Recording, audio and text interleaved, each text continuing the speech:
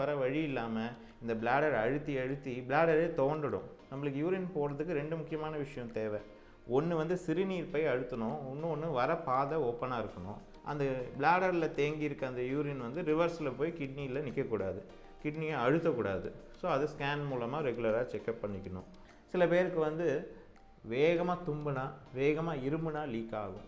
So அந்த வேகமாக தும்புற அந்த ப்ரெஷர் வந்து தாங்க முடியாமல் நம்ம பிளாடரில் இருக்க யூரின் வந்து வெளியில் வந்துடுது. இந்த ஆஸ்மா பேஷண்ட்ஸ் அடிக்கடி வந்து இரும்பல் தும்மல் வரவங்களுக்கு அந்த மெயின் டிசீஸையும் வந்து டேக் கேர் பண்ணணும்.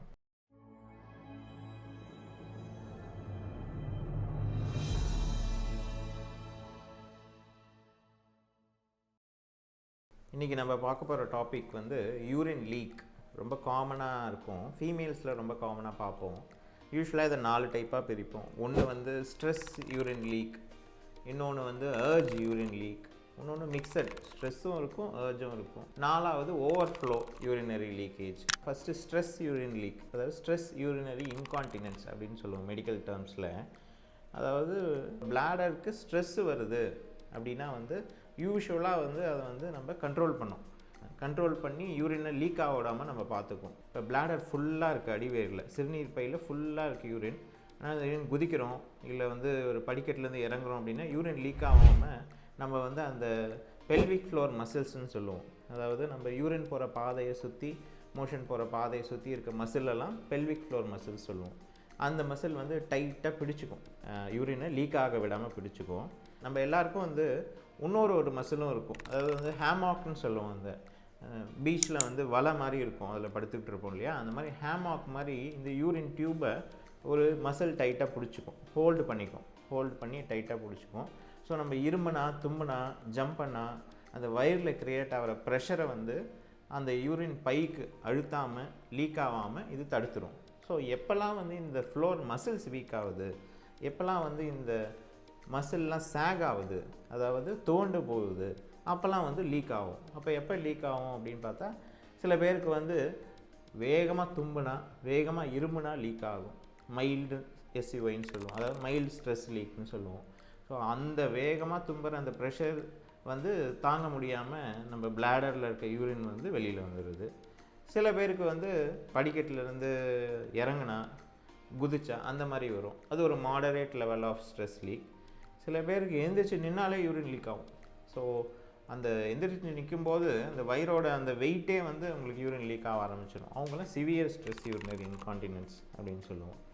செகண்ட் டைப் நான் என்ன சொன்னேன் அப்படின்னு பார்த்தீங்கன்னா urge urinary leak, urge urinary incontinence, அதாவது அர்ஜென்சி. அர்ஜ்னா ஒன்றும் இல்லை, அர்ஜென்சி. ஸோ யூரின் வருதுன்னு அவங்களுக்கு தெரியும், பாத்ரூம் போகிறதுக்குள்ளே அப்படியே காலையிலே போயிடுவாங்க. ஸோ பாத்ரூம் ரீச் ஆகிறதுக்கு முன்னாடியே அண்டர்வியர்லேயே நனைஞ்சிரும். ஸோ அந்த மாதிரி அர்ஜென்சி, அந்த அர்ஜென்சி வந்து பல காரணங்களால் வரலாம்.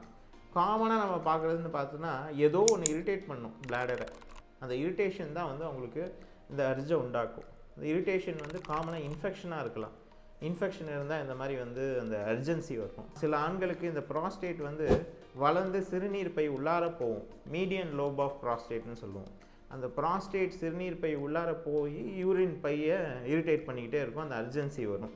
சில பேருக்கு அது பாத்ரூம் போகிறதுக்கு முன்னாடியே வயசானவங்களுக்கு லீக் ஆகிறதுக்கு வாய்ப்பு இருக்குது. சில சமயம் வந்து பிளாடருக்கு வர நரம்புகள் வந்து இரிட்டேட் பண்ணிகிட்ருக்கும். நரம்பு சம்பந்தமான வியாதிகள் இருக்கவங்களுக்கு வந்து பிளாடர் இரிட்டேஷன் அன்வான்டாக வந்து அவங்களுக்கு அந்த அர்ஜ் லீக் இருக்கும். ஸோ காமனாக பார்த்தீங்கன்னா இன்ஃபெக்ஷன், ப்ராஸ்டேட் வளர்ந்து பிளாடர் உள்ளார போனாலும், நரம்பு சம்பந்தமான வியாதிகள் இருந்தாலும். 3வது டைப் மிக்சட் டைப், அவங்களுக்கு வந்து ஸ்ட்ரெஸ்ஸும் இருக்கும் அர்ஜும் இருக்கும். அதாவது அர்ஜென்சியும் சொல்லுவாங்க, இருமுனா தும்முனாலும் வந்து லீக் ஆகுதுன்னு சொல்லுவாங்க, அதே மாதிரி யூரின் வந்தாலும் அர்ஜென்ட்டாக போகுதுன்னுவாங்க. அவங்க தான் கொஞ்சம் காம்ப்ளிகேட்டட் கேஸ், அவங்கள கரெக்டாக நம்ம பார்த்து ஹேண்டில் பண்ணணும். 4வது டைப் பார்த்தீங்கன்னா ஓவர்ஃப்ளோ இன்கான்டினன்ஸ். ஓவர்ஃப்ளோ இன்கான்டினன்ஸ்னால் ஒரு வாட்டர் டேங்க் ஃபில் ஆகி அதுக்கப்புறம் தண்ணி வழிகிற மாதிரி பிளாடர் ஃபுல்லாகி அதுக்கப்புறம் வேறு இடம் இல்லாமல் வெளியில் வழியிடுது. அது வந்து 2 காமனான விஷயத்தில் நடக்கும். ஒன்று வந்து பிளாடரோட கண்ட்ரோலே இருக்காது, இந்த பிளாடரோட சிக்னல்ஸ்லாம் ஒழுங்காக வராமல் அந்த ஃபுல்லாகி லீக் ஆகுறது. இன்னொன்று இந்த ப்ராஸ்டேட் கம்ப்ளீட்டாக அடைச்சிடுச்சு அப்படின்னாலும் யூரின் அவங்க வந்து ஸ்ட்ரெயிட்டாக போக மாட்டாங்க, ஃபுல்லாக அடைச்சிடுச்சு அப்படின்னா சொட்டு சொட்டாக தான் போவாங்க. சில பேர் அந்த சொட்டு கூட வராமல் முழுமையாக ஃபில்லாகி ஓவர்ஃப்ளோ ஆகி அந்த ப்ரெஷரில் அந்த ப்ராஸ்டேட்டை செப்பரேட் பண்ணி விரித்து யூரின் போக வைப்பாங்க. இப்போ ஒன்றுத்துக்கும் ஒவ்வொரு மாதிரி நம்ம ட்ரீட்மெண்ட் பண்ணணும். ஃபஸ்ட்டு வந்து பார்த்திங்கன்னா ஸ்ட்ரெஸ் யூரினரி இன்கான்டினன்ஸ்.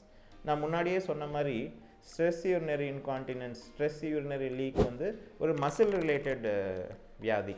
அதாவது வந்து யூரின் கண்ட்ரோல் பண்ணுற அந்த குரூப் ஆஃப் மசில் வீக்காக இருக்குது. ஸோ எந்த மசில் வீக்காக இருந்தாலும் நம்ம ஃபஸ்ட்டு என்ன பண்ணுவோம் அப்படின்னு பார்த்தா எக்ஸசைஸ். அதே தான் இங்கேயும் first therapy and scientifically proven தெரப்பின்னு பார்த்தீங்கன்னா ஃபிசியோதெரப்பி. அதாவது பெல்விக் ஃப்ளோர் மசிலை வந்து ஃபிசியோதெரப்பி மூலமாக ஸ்ட்ரென்தன் பண்ணுறது.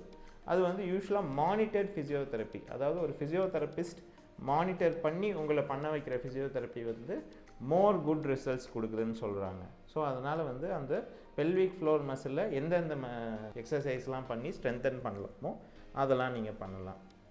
ரெண்டாவது பார்த்தீங்கன்னா ஒரு மாட்ரேட் லெவல் இருக்கவங்களுக்கு வந்து கூடவே மெடிசின்ஸும் ஆட் பண்ணுவோம். இந்த மெடிசின்ஸ் கொடுக்கும்போது தேவையில்லாத அந்த பிளாடருக்கு ஸ்ட்ரெஸ் வராமல் இருக்கிறதுக்கு ஹெல்ப் பண்ணும். இன்னொன்று என்னென்னா அந்த மெயின் காசேட்டிவ் ஃபேக்டரையும் கம்மி பண்ணணும். அதுவும் ரொம்ப முக்கியமானது.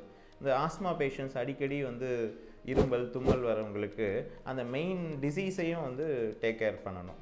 ஸோ லாஸ்ட் ஸ்டேஜ் தான் வந்து சிவியர் ஸ்ட்ரெஸ் யூரினரி இன்கான்டினன்ஸ்.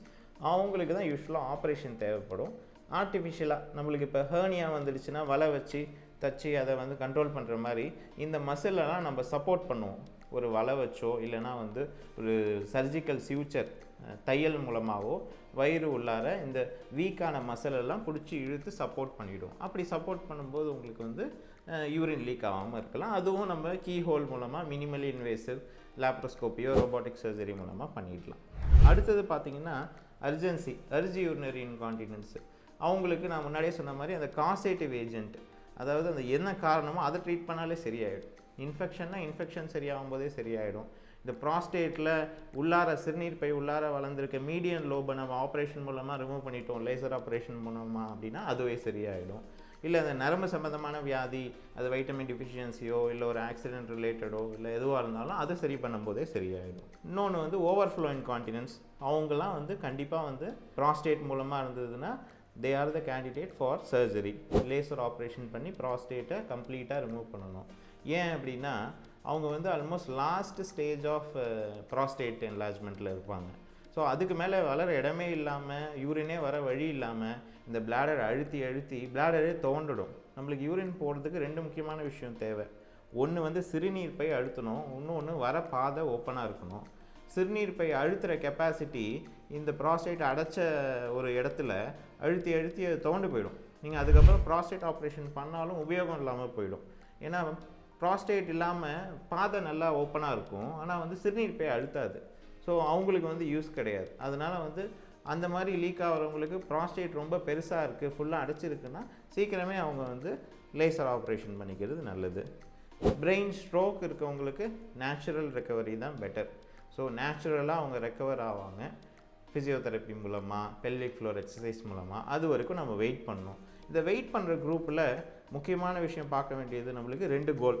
அதாவது எனக்கு ஸ்ட்ரோக் வந்துடுச்சு, பிளாடர் இஷ்யூஸ் இருக்குது, லீக் ஆகுது யூரின், டயப்பரில் இருக்கேன், நான் அப்படியே விட்டுடலாமா, டயப்பர்லேயே மெயின்டைன் பண்ணிக்கலாமான்னு கேட்டிங்கன்னா 2 விஷயம் தான் கோல். ஒன்று இன்ஃபெக்ஷன் வரக்கூடாது, ரெண்டாவது கிட்னி கெட்டு போகக்கூடாது. ஸோ கிட்னி கெட்டு போகக்கூடாது அப்படின்னா அந்த பிளாடரில் தேங்கி இருக்க அந்த யூரின் வந்து ரிவர்ஸில் போய் கிட்னியில் நிற்கக்கூடாது, கிட்னியை அழுத்தக்கூடாது. ஸோ அது ஸ்கேன் மூலமாக ரெகுலராக செக்கப் பண்ணிக்கணும். இன்னொன்று இன்ஃபெக்ஷன் வரக்கூடாது அப்படின்னா நிறைய யூரின் தேங்கக்கூடாது, அதை ரொட்டீனாக எம்டி பண்ணணும். இந்த ஓவர்ஃப்ளோவாக இருக்கவங்களுக்கு முழுசாக வெளியில் வராது, ரிமைனிங் யூரின் அங்கேயே தேங்கிடும். அவங்களுக்கு வந்து சிஐசின்னு சொல்லுவோம், ஒரு சின்ன டியூப் மூலமாக அவங்களே எம்டி பண்ணிக்கிறது. அந்த மெத்தட் மூலமாக வந்து அந்த ரிமைனிங் யூரினை எம்டி பண்ணணும் ரெகுலராக. காலப்போக்கில் வந்து பொறுமையாக, அதாவது ஒரு கை கால் தோண்டு போயிடுச்சு ஒரு ஸ்ட்ரோக் பேஷண்ட்னா அது எப்படி அதுவாக ரெக்கவர் ஆகுதோ ஒரு பீரியட் ஆஃப் மந்த்ஸு, பிளாடரும் ஒரு மசில் தான், அதுவாக ரெக்கவர் ஆகி அவங்களுக்கு திரும்ப அந்த ஃபங்க்ஷன் கிடைக்கிறதுக்கு வாய்ப்பு நிறையா இருக்குது. இது சம்மந்தமாக உங்களுக்கு ஏதாவது டவுட்ஸ் இருந்ததுன்னா கமெண்ட் செக்ஷனில் மென்ஷன் பண்ணுங்கள், நான் நெக்ஸ்ட் வீடியோவில் டீட்டெயிலாக எக்ஸ்பிளைன் பண்ணுறேன்.